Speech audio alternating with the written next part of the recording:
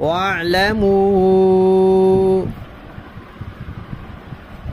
أن فيكم رسول الله لو يطيعكم في كثير من الأمر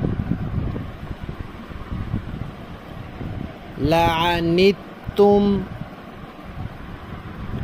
ولكن الله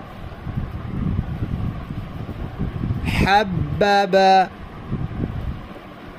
إليكم الإيمان وزينه في قلوبكم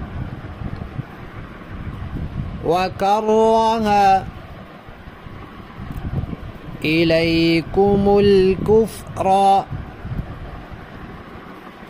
والفسوق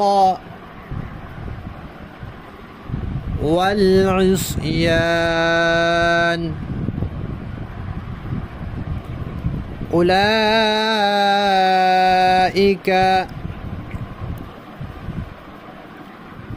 هم الراشدون.